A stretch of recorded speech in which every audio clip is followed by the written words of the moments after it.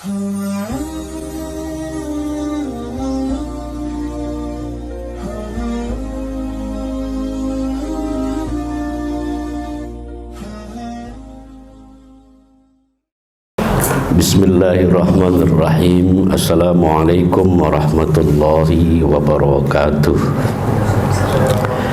Alhamdulillahi ya Rabbana alimna ma jahilna wa dzakirna ma nasina wa anfa'na ma 'allamtana innaka antal alimul hakim. Asyhadu an la ilaha illallah wahdahu la syarikalah wa asyhadu anna Muhammadan abduhu wa rasuluh.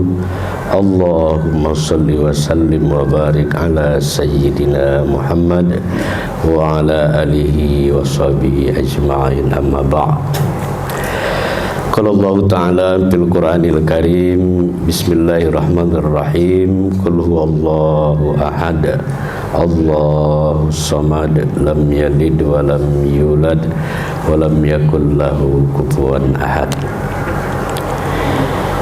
Sadaqallahul azim. Bersyukur kita kepada Allah Subhanahu wa taala. Kembali saya katakan, hanya kudrat dan iradat Allah lah yang bisa menghimpun kita. Ya, mudah-mudahan perhimpunan ini gambaran ketika kita nanti dikumpulkan, dijumpakan Allah di surga Allah Subhanahu wa taala. Dan mudah-mudahan dari satu pertemuan ke pertemuan berikutnya kita mendapat berkat ridho dari Allah Subhanahu wa taala. Berselawat kita kepada Rasulullah Nabi Muhammad sallallahu alaihi wasallam. Allahumma salli wa sallim wa barik alaihi, alaika ya Rasulullah, alaika ya Rasulullah, alaika ya Rasulullah. Mudah-mudahan kita semua mendapatkan syafaatnya nanti di yaumil akhir kelak. Amin ya rabbal alamin.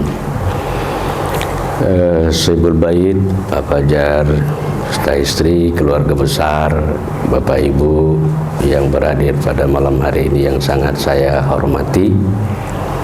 Ya, mudah-mudahan kita senantiasa dipelihara oleh Allah. Kalau kita bicara tentang kaji hakikat ini, yang ditakutkan orang satu saja, ya ini takut syirik. Sehingga gara-gara syirik ini, kata syirik ini, dia tak berani mengambil keputusan. Karena memang kita tahu dosa syirik itu adalah dosa yang sangat sulit diampunkan oleh Allah. Jujur saya katakan, inilah musuh kita di dalam memahami dan mengamalkan kaji ini.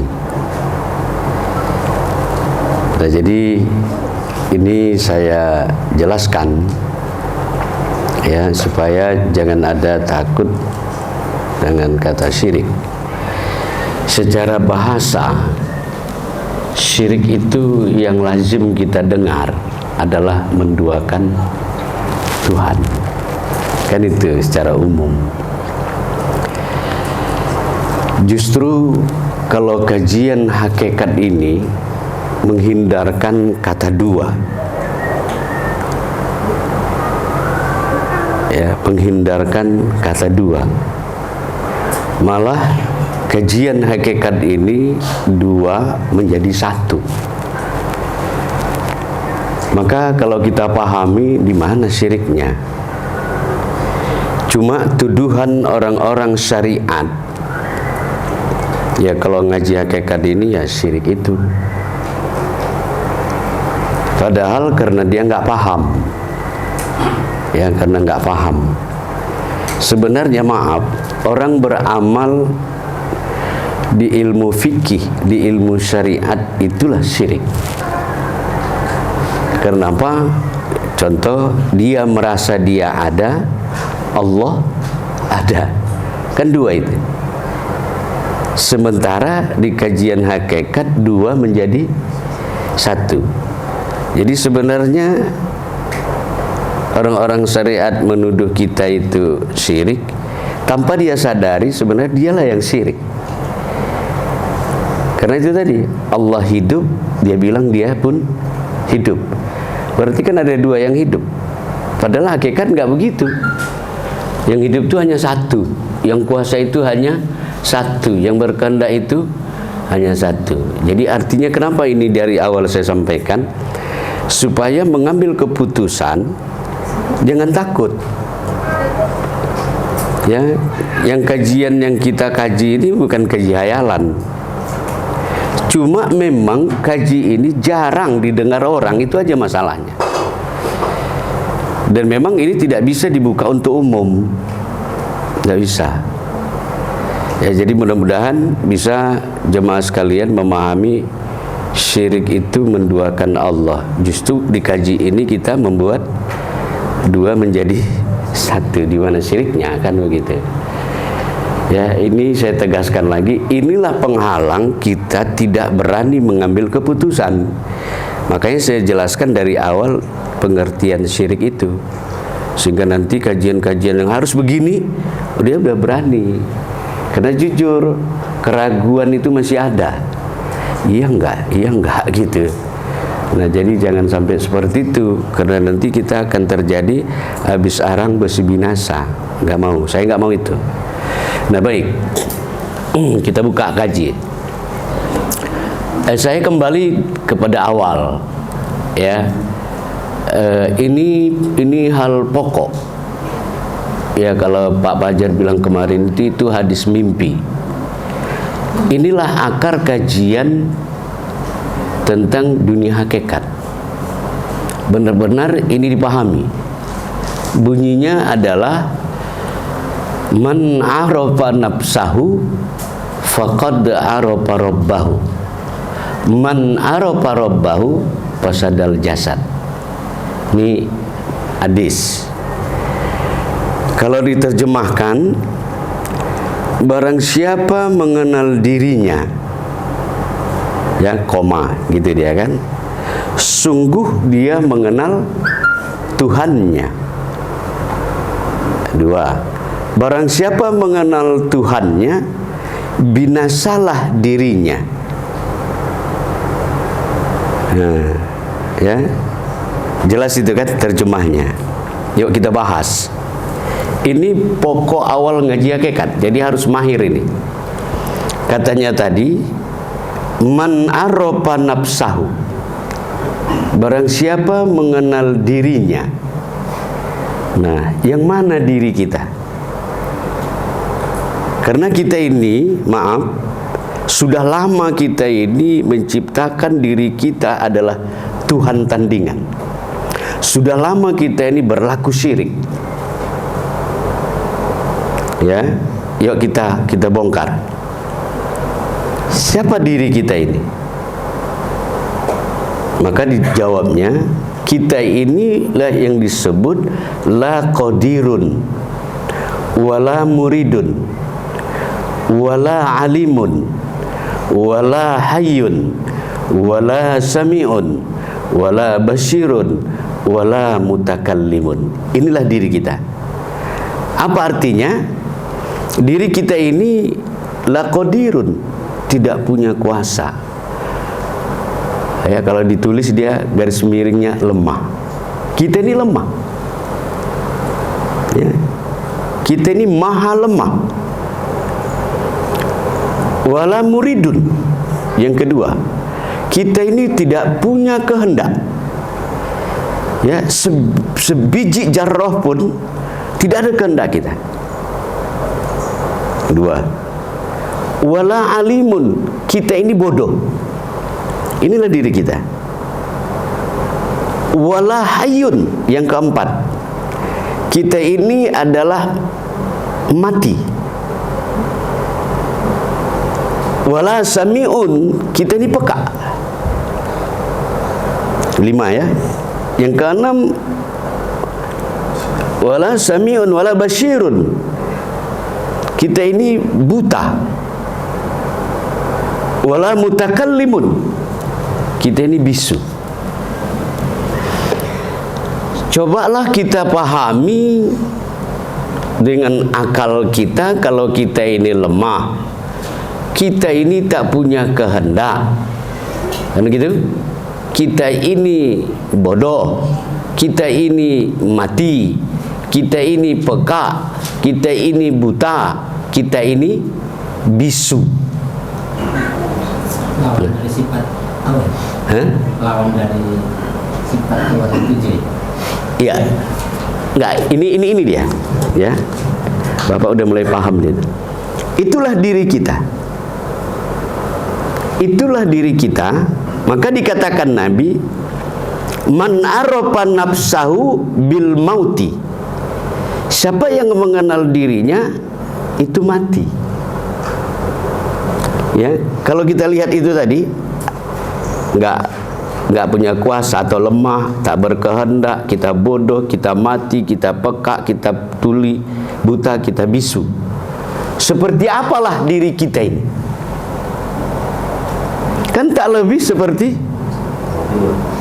mayit, kan? Mayit. Paham itu ya? Itulah hakikat atau keberadaan diri kita.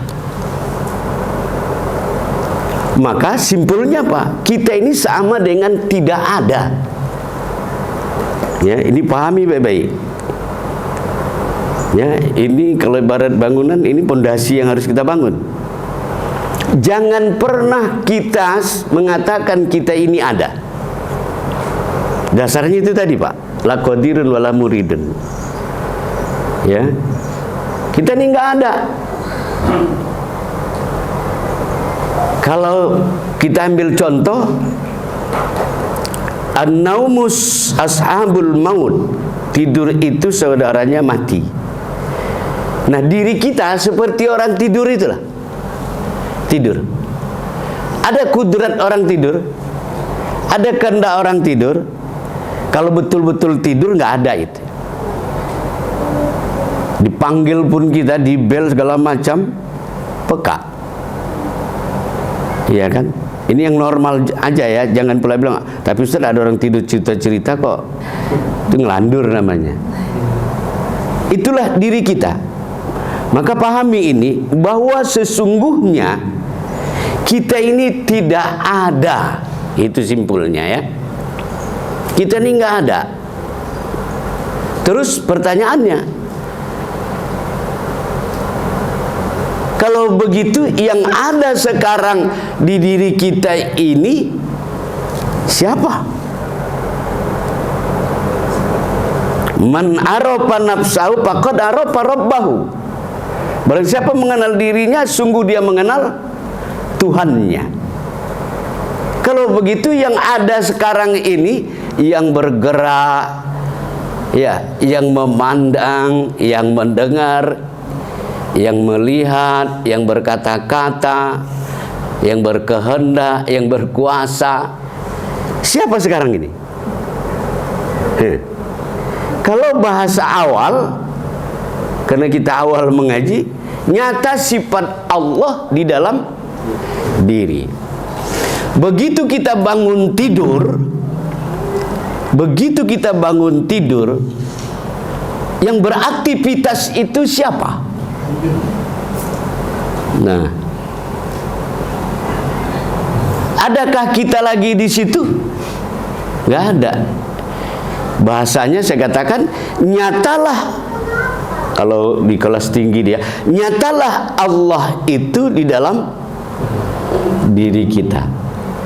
Yang bercakap-cakap kita, yang berpikir kita, semua yang aktif itu adalah sifat yang Allah tajallikan, sifat yang Allah nampakkan.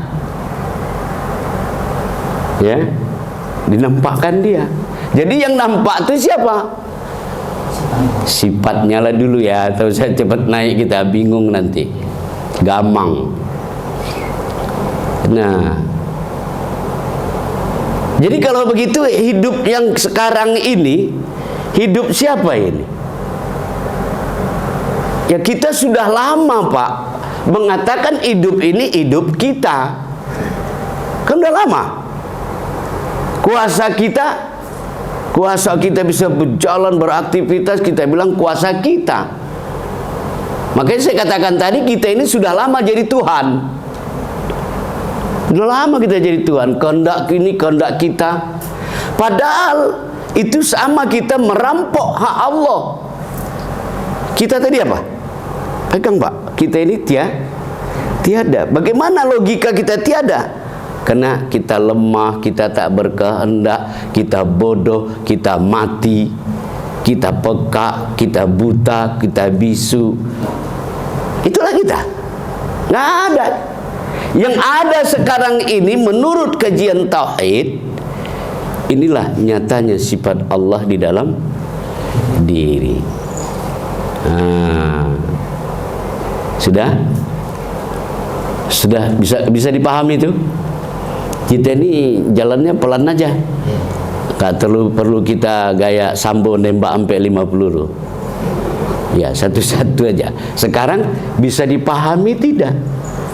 Jadi jangan cerita kita ini beribadah karena Allah, sholat karena Allah, puasa karena Allah, kalau dia tidak tahu siapa yang beribadah di dalam dirinya. Tidak bisa, kita nggak ada. Yang ada ini siapa? Kata Bapak tadi itu kan, sifat Allah nyata betul di diri ini. Tapi kan kita sayangkan, berapa puluh tahun umur kita selama ini mengklaim kitalah pemiliknya. Padahal di hadapan Allah, ketika kita merasa kita ada, merasa kita ini punya kudrat, punya kuasa, punya iradat, itu adalah musuh Allah, merampok hak Allah. Tidak boleh. Nah, jadi kalau begitu, mari kita bangun sebuah kesadaran di dalam diri kita. Kesadaran apa? Kita ini pada hakikatnya nggak ada. Yang ada ini adalah ada siapa?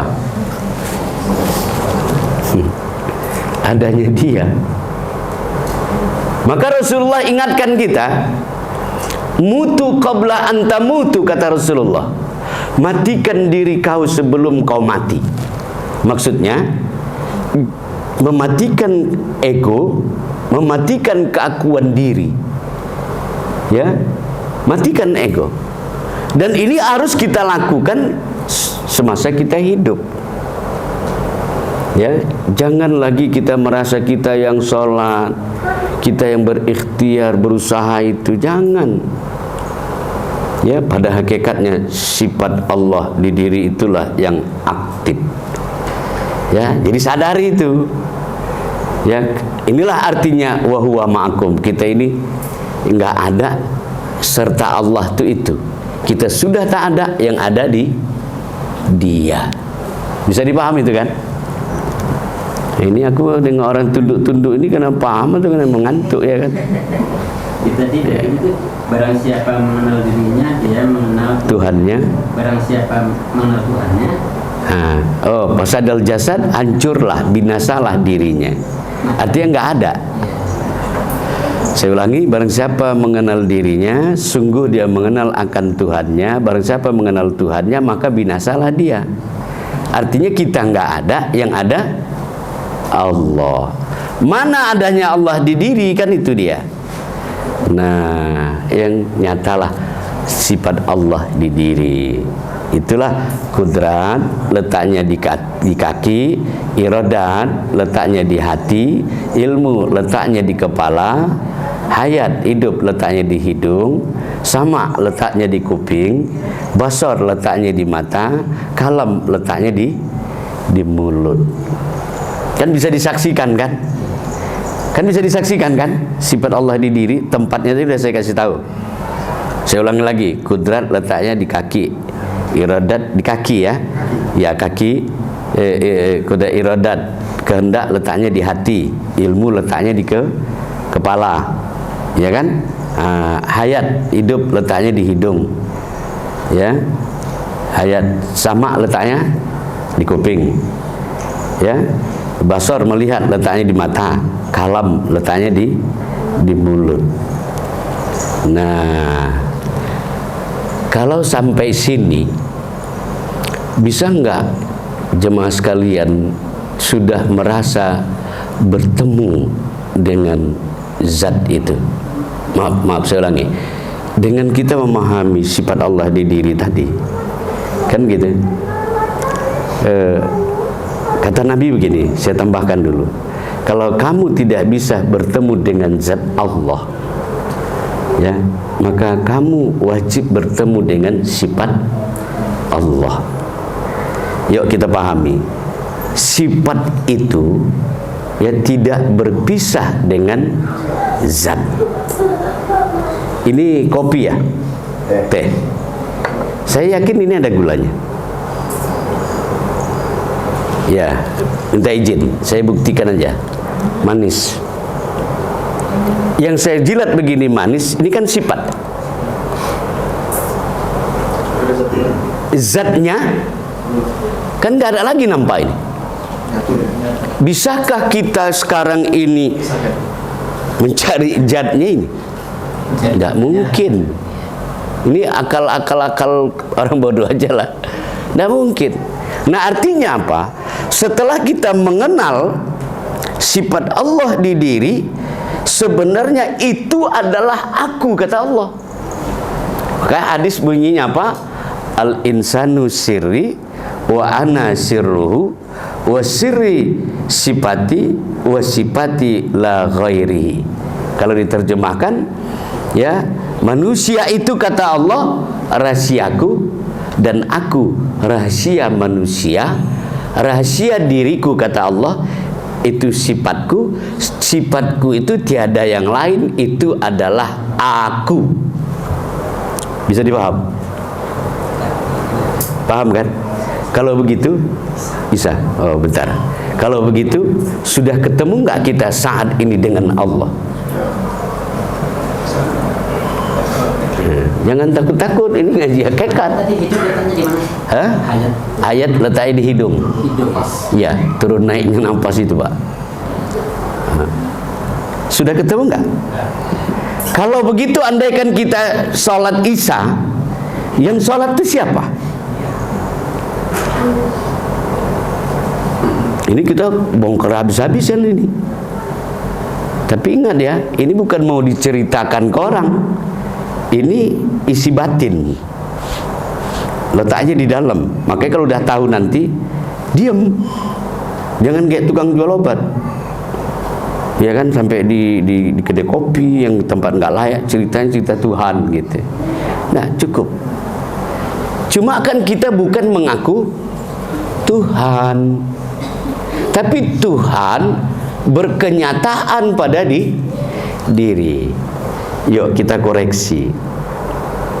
Kalau nanti insya Allah kita ini sebentar lagi salat Isya, yang salat Isya itu siapa?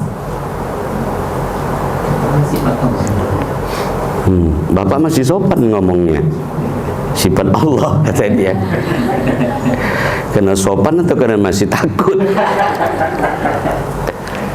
Kita coba, saya maaf, kalau boleh memang saya tantang, keluarkan kecerdasan itu. Boleh nggak dikatakan itu cahaya Allah? Karena dari kata Imam Syafi'i kepada Imam Malik, syakawtu ila waki'in sulafin. Jadi Imam Malik, Imam Syafi'i bertanya kepada guru Imam Malik. Iya, mereka itu berlindung dari kalimat. Dia bilang itu nurullah. Iya kan? Bayang-bayang Allah. Cahaya Allah. Cahaya Allah. Kan begitu. Itu kan bersembunyi di kalimat. Dimantik. Orang nggak paham itu. Kalau kita main tembak 12 pas, itulah Allah. Cuma kan kita ini kalau bicara Allah, yang terekam dalam pikiran kita rupa. Kan itu kan? Kita disesatkan akal kita. Kalau bicara Allah, kita bicara rupa.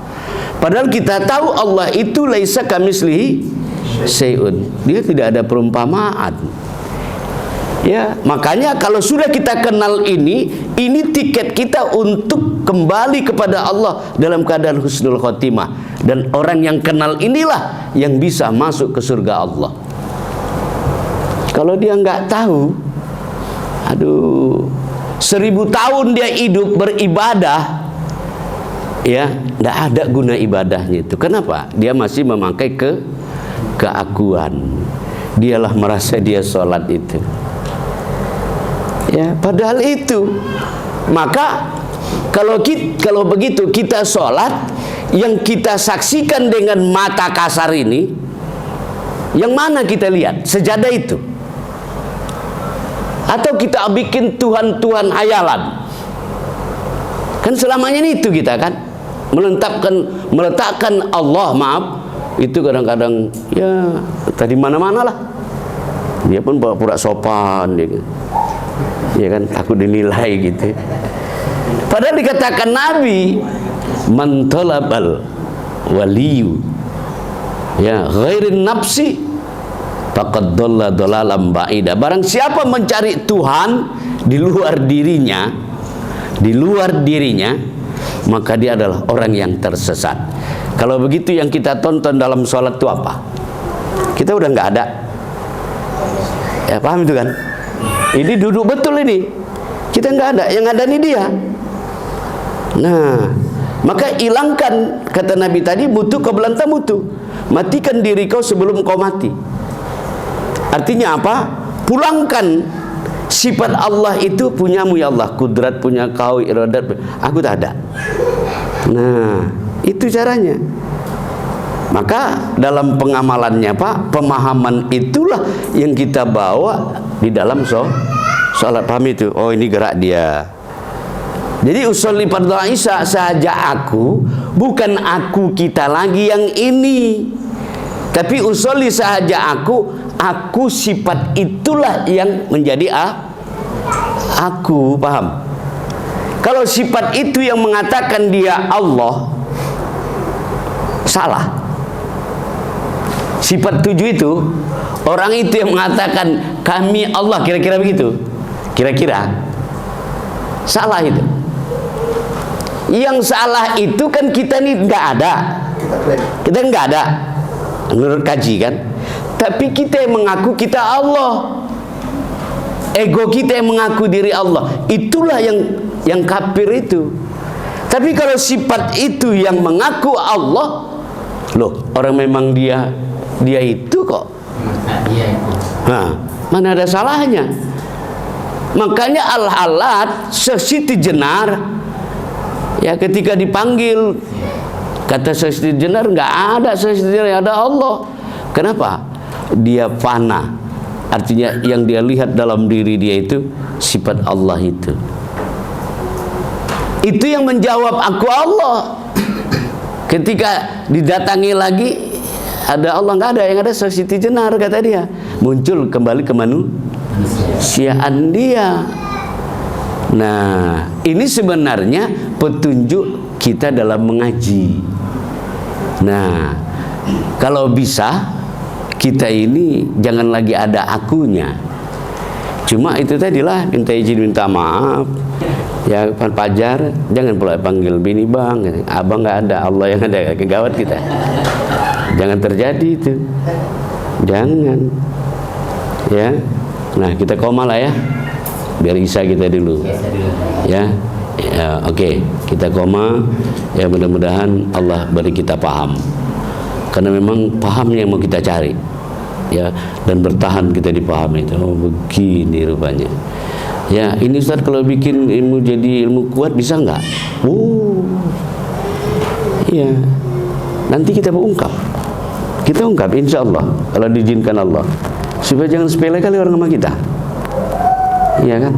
Digunakan untuk dunia, mau bisa, kenapa tidak? Cuma jangan digunakan dunia untuk nongkrong-nongkrong orang, itu yang nggak boleh. Ya kan? Tapi kita fokus dulu mengenal ini, bahwa beribadah. Nah, kalau begitu pernah kita ini berjarak dengan Allah? Dari paparan yang sekian menit ini, pernah kita berpisah dengan Allah? Kenapa? Apa alasannya? Gimana kita mau berpisah? Yang ada nih dia kok, orang nggak ada. Nah, ya pahami itu. Oke, kita salat.